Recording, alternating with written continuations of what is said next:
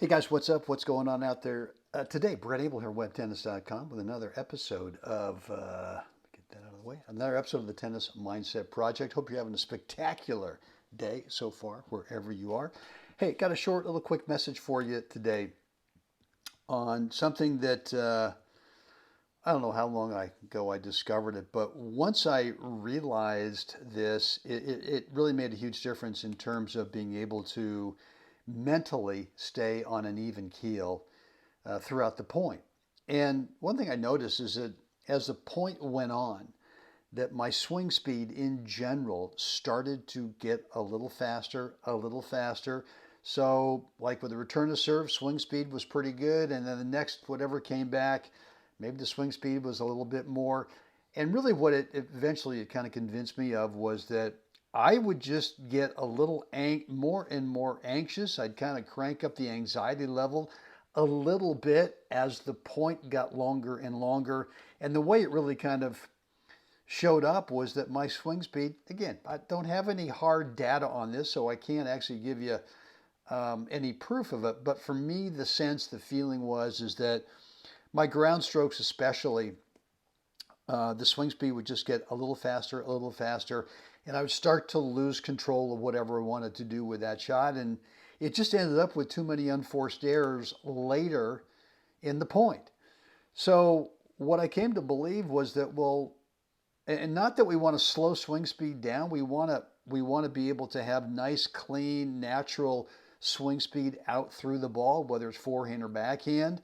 At the same time, we don't want to force that to where it becomes too much, and then the next thing you know is you overcook something, because the anxiety is starting to ratchet up in that point, and you're starting to feel like either I don't trust that I can stay in this point long enough, that the longer I stay in the point, the less advantage I have, the more advantage that opponent has. And or you start looking for the exit, right? You start looking for what's, even if it's a slim, what looks like a slim opening there, whether it's up the line, whether it's cross court, whatever it is we tend to really try to ram it through that slim opening. And there's just too much swing speed. It's just too much. So here's what I would have you do is get out there and get into a drill where, let's say, just example purposes, let's say you're hitting some cross-court forehands, and see if you can start to feel what is a nice, comfortable swing speed for you. Measure it, measure it 1, 2, 3, 4, 5. I don't know, 5 being too much, maybe.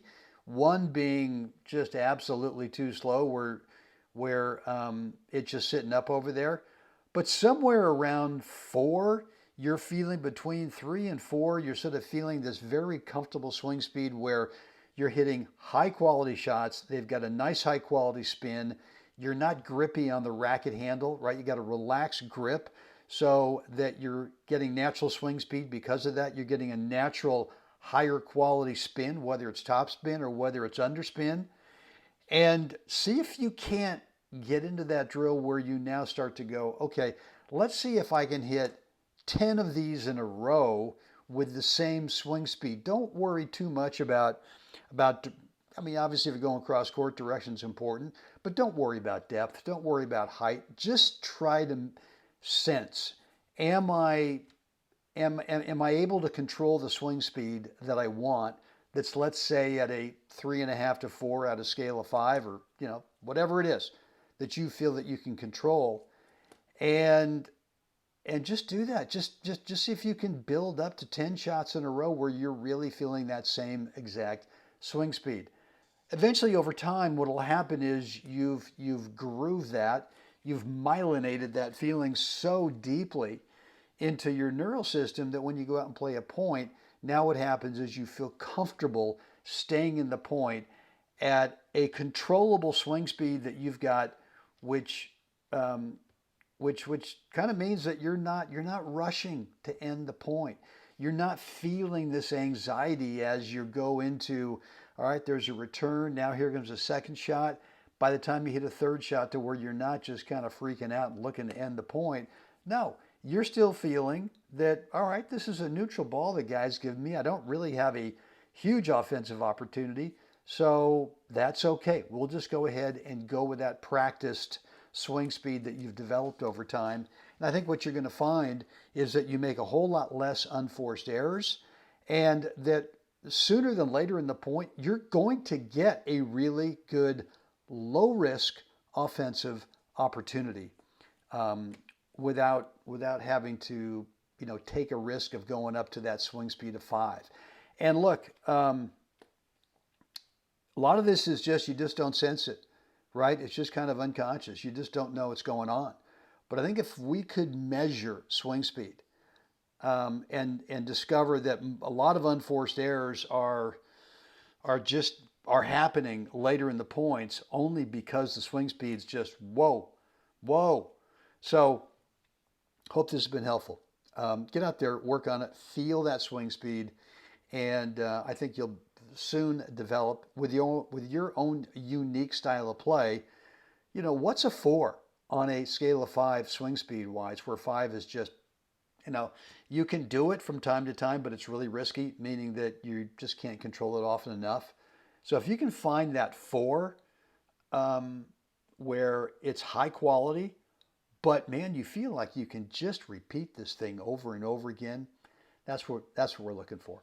All right, guys, look, let me know down below in the comments area any questions, any remarks, comments, feedback. We always love to read what's on your mind and respond. If you want to keep the conversation private, you're more than welcome to do so. And look, you can do that by just going to brent@webtennis.com, shoot me an email, and let's have the conversation that way if that's your preference. If you've not yet picked up my free, it's a private 20-minute video, but you can get it for free over at webtennis.com. Just drop in a first name, email address over there, and you'll get immediate access to it. And really what it is, it describes the 80-20 reality of tennis matches, which says that 80% of the time in a match, we're not playing points. It's spent between points and on side changes. And when you manage the 80% of the match really well, when you're not playing points, you tend to consistently play at the top of your current skill level over and over and over again in the 20% of the match when you are playing the points. So look, guys, go on over to webtennis.com and you can get immediate access to that, which really helped me a lot. It's a very specific 4 parts between points routine that once you practice it, discipline yourself to do it, you tend to consistently play point after point at the highest, or at least up to your highest current skill level. All right, guys, that's it for me today. It's time. We got to get out there. We got to help someone else have a spectacular day, guys. See you again next time.